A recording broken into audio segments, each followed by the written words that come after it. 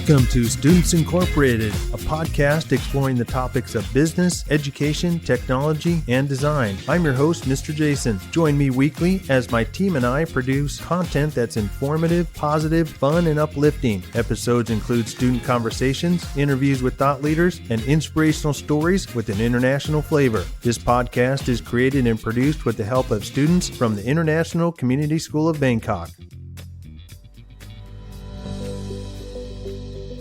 Hi, I'm Patience and I'll be hosting today's episode, and I'm joined by co-host Premi. In this episode, we'll attempt to unravel the mysteries of the mind and explore the most effective and not so effective study methods with a group of non-experts, the podcast team. Have you ever wondered why some study techniques help you ace an exam while other techniques don't? From the well-trodden paths of spaced repetition and active recall to the pitfalls of cramming and passive reading, we'll guide you through the strategies that truly work and those that can lead you astray. Whether you're a student aiming for academic excellence, a lifelong learner, or just someone curious about the art of learning, this episode is for you. But before we get started, let's hear the quote of the day and get some headline news.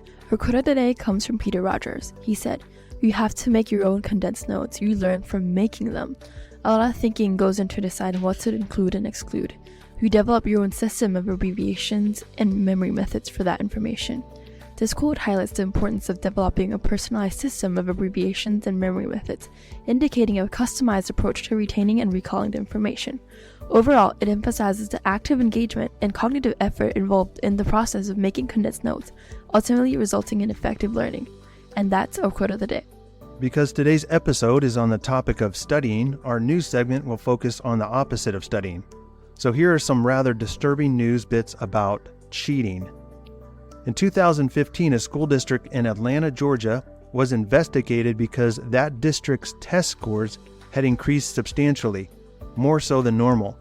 The investigation revealed that teachers and administrators had been altering students' test scores and encouraging a culture of cheating in an attempt to make the school district look better. When interviewed, the superintendent of the school district believed that she had done nothing wrong. As a result of the investigation, 11 teachers were convicted of racketeering and faced up to 20 years in prison for their actions.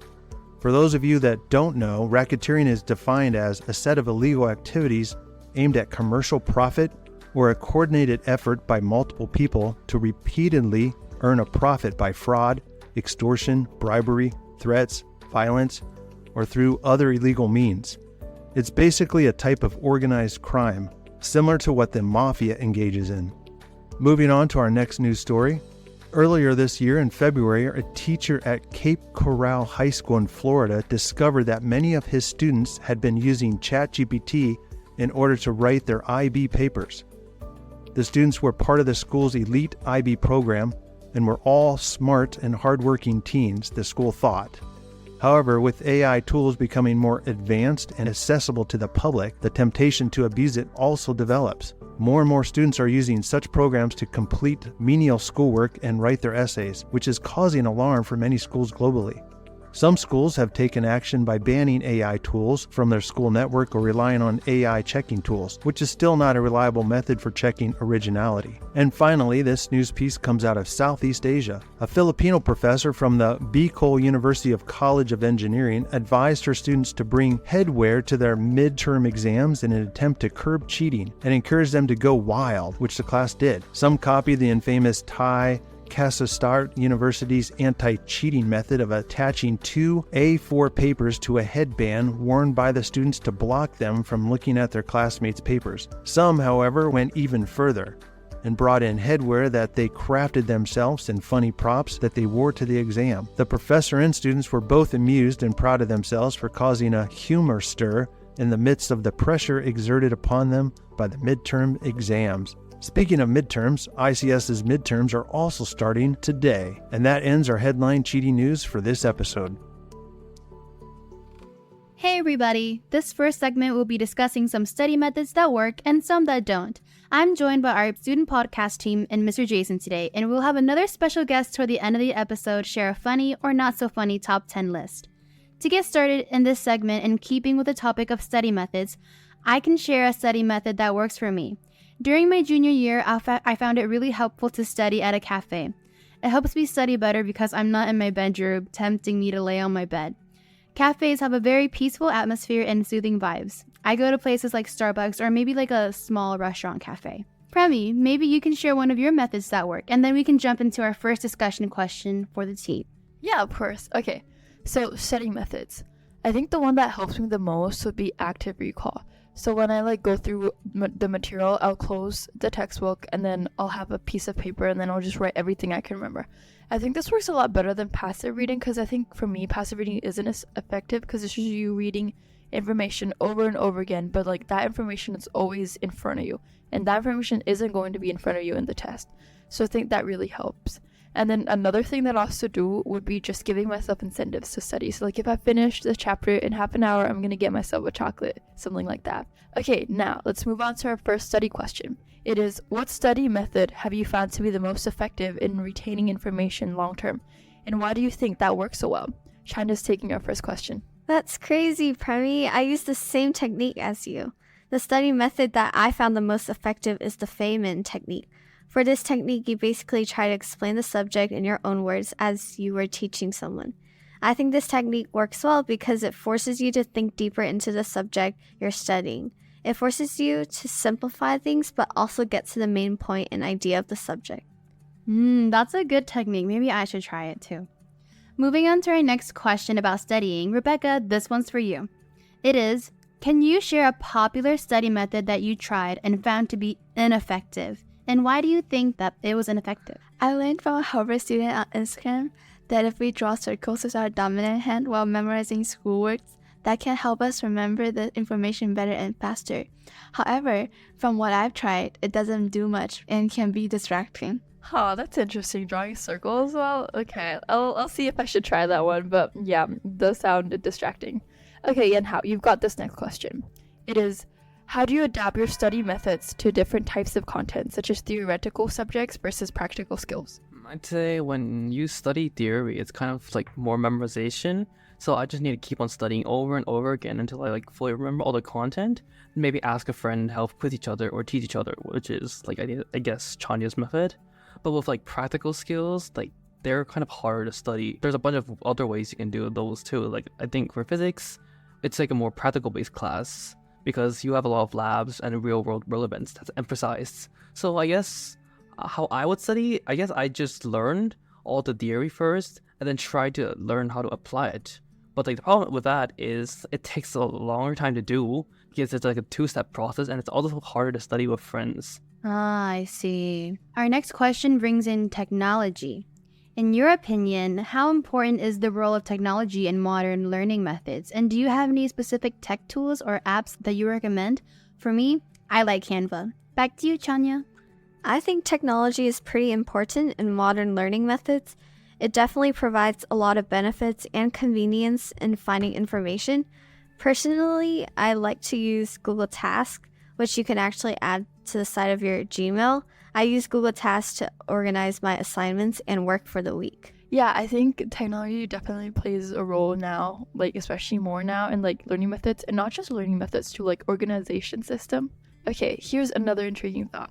We've been learning about studying and memorization methods in psychology, whether that's chunking, spacing, or methods of loci, and sleep. I don't think we stress the importance of sleep enough. Back in our unit about sleeping, I felt really a lot worse just staying up late just to study. Did you know that not getting enough sleep actually makes you lose actual brain cells? I'm not kidding.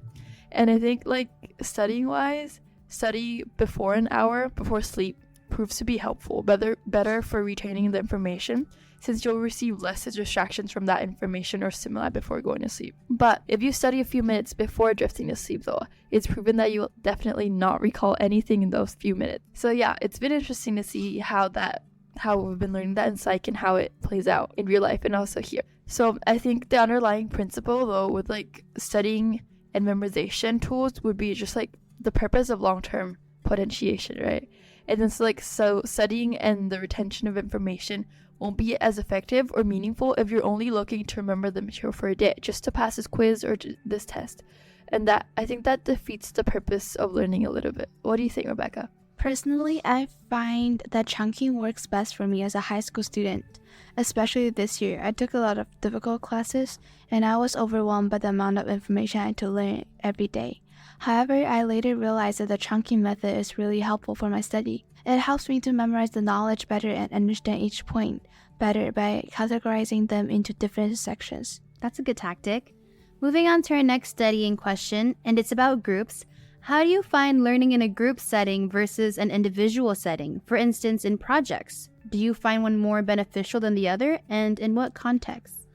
Yanhao, what do you think? I think they're both pretty important. Like, group projects have potential depending on if the project works better as a group. Like, for example, using psychology as an example, if you go break social norms at the mall, it's easier to do it with a group because it's not as embarrassing in there, and you can actually include more variables in your experiment. But then there's always a risk of somebody that doesn't do much around in that group, but in a study, actual study group, not a group project, it's harder to do that because everyone's expecting you to know some of that information and actively participate so that you can actually gain that knowledge from the session.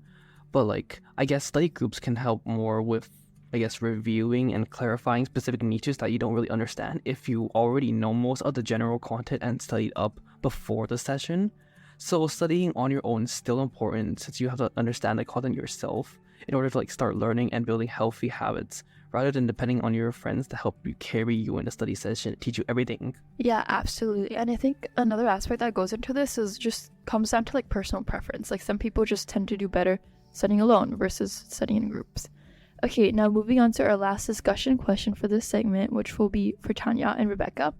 What advice would you give to someone struggling to find a study method that works for them? And how would you suggest that they go about experimenting with different techniques? I think the best advice I could give is to start by knowing what you find the most interesting. For me, I find interest in drawing and visualizing concepts. I would start off with finding study methods that center around visualizing subjects and explore from there. I think starting off with something that you connect with and find interest in would help you retain the information you learn better. So in short, start off with what's familiar and comfortable to you and then explore from them. The advice I would give is to try different study methods when you are studying and try it for a week and see if it works for you.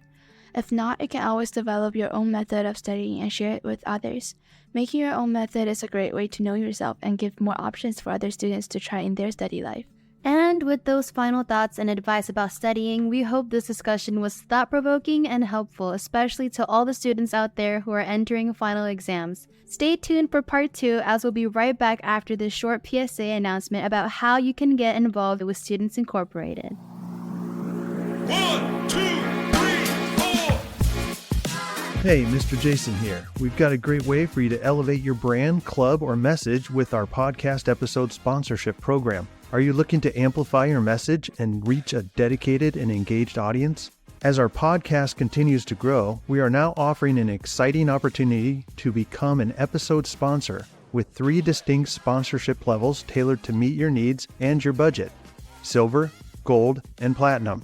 Our Silver level sponsorship is the perfect starting point if you are looking to dip your toes into the world of advertising. With our Silver level, you'll be introduced to our audience in a meaningful and impactful way at the beginning of an episode, or step up to our Gold level sponsorship. This level offers not 1, but 2 call-outs during the episode. Tailor your shout-outs for the beginning and end of the episode, as your message will be one of the first and last things our listeners hear. And finally, our Platinum level sponsorship includes all of the Gold level, plus you get the entire PSA segment dedicated to your brand or message. Enjoy top-tier placement at the beginning, middle, and end of the episode, ensuring our listeners get your message. So if you're interested in becoming a sponsor and connecting to our growing audience base with your message, contact our team today through email at students.inc.podcast@gmail.com or through our Instagram account @Students Incorporated. Join us in this exciting journey and become a part of our podcast family. And And we are back with a part 2. In this segment, we'll be discussing the topic of academic cheating, an ongoing issue worldwide. We'll explore the effects and consequences of this unethical practice, from how it undermines the integrity of education to its impact on future careers and personal development. We'll try to understand the ripple effects that academic dishonesty can have. But before we get into this topic more, we have collected a few teacher stories about cheating. Mr. Jason, can you share what several teachers wrote to us about this topic? Sure. Our first story is about getting caught red-handed. The teacher writes, I used to like to watch my science classes from the back of the room during test. As I was looking around, I noticed a student very interested in his hand. I looked a little closer and noticed he had something written on his hand, and it was written in red ink. I caught him literally red-handed cheating on the test. Our next cheating story is about the excuse of oversleeping. The teacher writes, I had a student who didn't come to the final because the student overslept and had to take it on the makeup day. Talking to other teachers, it was discovered that this student made the same claim for other finals to other teachers. Apparently, she wanted to find out what was on the exam before taking it. The makeup exams were definitely harder, and this student did not benefit from the curve because it was a different exam. The worst part is that this student tried to do this again the next year, but was caught immediately because the student was already on the teacher's radar. Our third and final teacher story about cheating is about makeup quizzes. The teacher writes, I assigned a matching quiz to my students, but one student was absent that day and had to take the makeup quiz later. To create the makeup quiz, I shifted the questions around, taking the last question and placing it at the beginning. This meant that every subsequent question was moved down one number. Interestingly, the student ended up scoring a 0 on the makeup quiz. However, had they taken the original, unmodified quiz, they would have scored a perfect 100. Apparently, the student didn't bother to read any of the questions to check if the answers made sense. And that ends our teacher stories about cheating. Hopefully, these stories can serve as a caution to all potential cheaters out there. The simple message we can take away from this story is to just don't do it. It's just not worth it. Moving on, maybe some of us have different understandings about what constitutes cheating. Premi's here to set the record straight. Can you give us the definition of what academic cheating is? According to the dictionary, cheating is to act dishonestly or unfairly in order to gain an advantage, especially in a game or examination. Cheating violates the principles of academic integrity, which includes honesty, trust, fairness, respect, and responsibility. It undermines the educational purpose, but also hampers the cheater's own learning and ethical development. Basically, it's ethically wrong. And in some cases, as we heard in the news, cheating is breaking the law, and you could be prosecuted if caught. Mr. Jason has a list of some common cheating behaviors that we will be discussing in this segment, and then we'll end up with a top 10 list presented to you by a special guest. Mr. Jason, can you start us off with your list of common cheating behaviors? That's right. I have a list of 7 common behaviors that can constitute academic cheating. The first item is plagiarism. Plagiarism is copying someone else's work, ideas, or expressions without proper acknowledgement or citation and presenting them as your own. Our discussion question is, how does plagiarism impact the value of academic achievements? And what steps can be taken to better educate students about the importance of originality and proper citation? Yenhao, this question's for you. Plagiarism occurs in a large variety of academic work, but it arguably occurs the most prominently in essays. So writing a whole essay by researching everything you know and revising it in order to make it look better, and sharing your own thoughts in the essay is something that most students can be proud of doing once they finish, or they can be tired.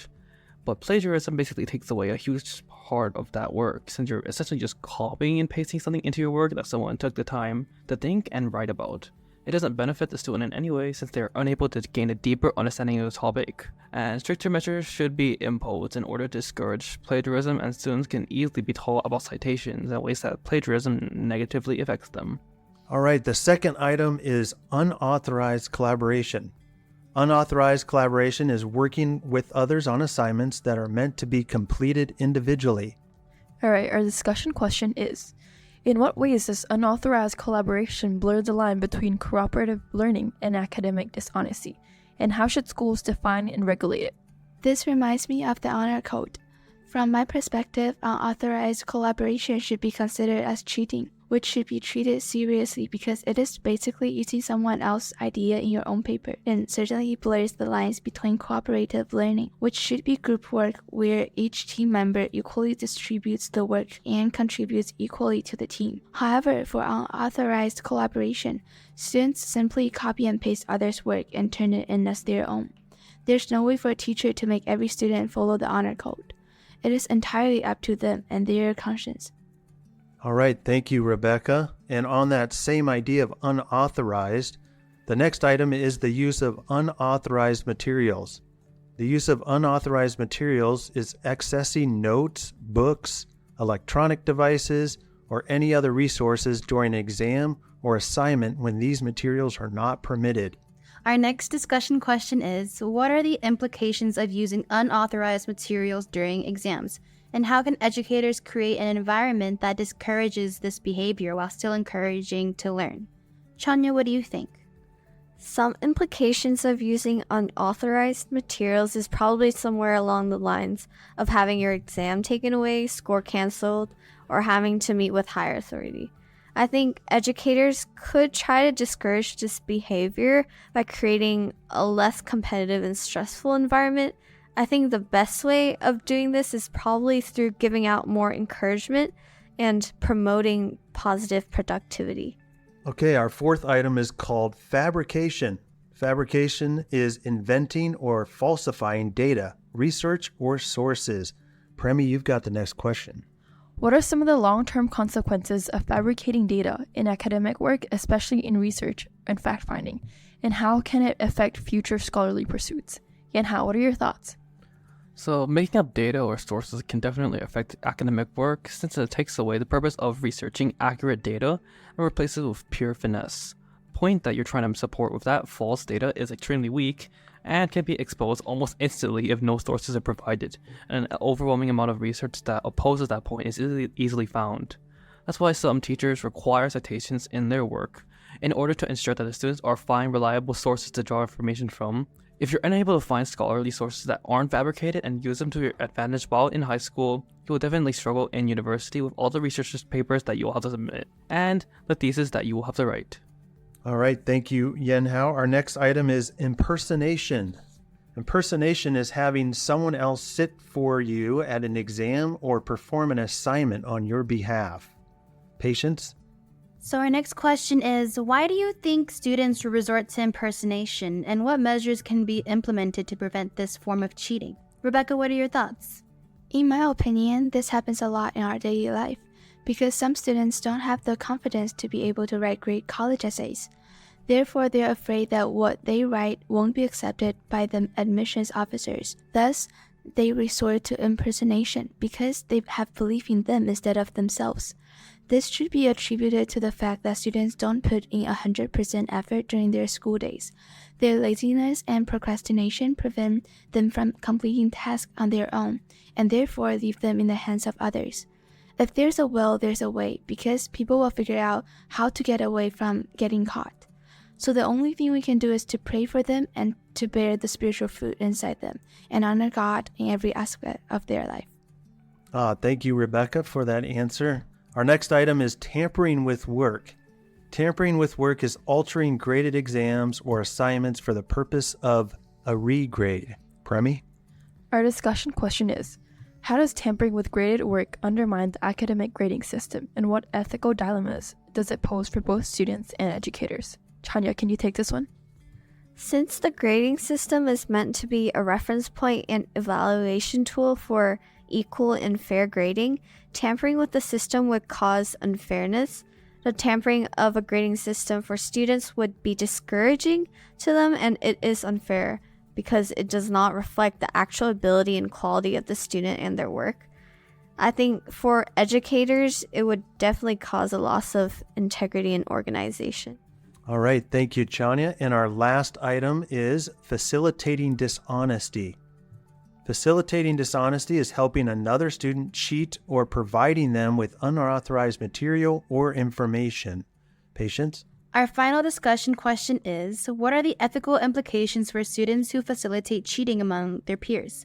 And how should institutions address this form of complicity? Yanhao, what do you think?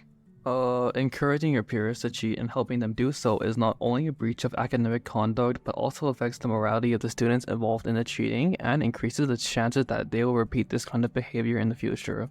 It's also unfair to the students who did study or work hard for the assignment. Institutions should address this by comparing students' work to each other or create more isolated environments for testing so that it's harder to cheat. They could also ask students to explain their work periodically or apply the content to their own personal lives so that students are forced to write something original. Yeah, thank you so much, Yan Hap. And now, as we close out this segment, we've been invited another guest to join us. Welcome to the podcast, Mrs. Amber. As a high school principal, we'd love for you to end this segment by reading our top 10 list titled 10 Outrageous Cheat Methods That Probably Won't Work. Some of these methods may sound familiar, or maybe you've seen it dramatized in a movie. Either way, they're quite creative. Mrs. Amber, go ahead and share our creative cheating list. Sure, and thanks for having me. Okay, here are 10 outrageous cheating methods that probably won't work.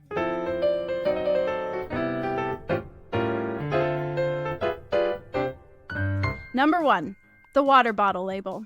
Students printing answers in tiny font on the inside of water bottle labels. Number 2, Morse code blinking. Communicating answers in a classroom using Morse code by blinking. Number 3, the eraser code, using different shaped erasers to represent different answers in a multiple choice test. Number 4, invisible ink revelations, writing notes with invisible ink and using UV light to reveal them during the exam. Number 5, mathematical nail art, painting formulas in tiny notes on fingernails only visible up close. Number 6, the fake arm sling, hiding notes inside of a fake arm sling. Number 7, hacking the school system. Tech-savvy students hacking into school systems to change grades. Number 8, elastic band stretch. Writing notes on an elastic band and stretching it to read during a test. Number 9, the classic tiny paper. Writing notes on extremely tiny pieces of paper and hiding them in pens, sleeves, or under watch bands. And number 10, the coughing Morse code. A group of students using a coughing system to indicate the correct answers to each other. And with that final method, coughing Morse code, that seems like a lot of work to do. We have run out of time. Cheating may provide a short-term advantage if you don't get caught. However, the long-term effects can be pretty damaging to an individual's learning development, not to mention the slew of other negative things we've already talked about.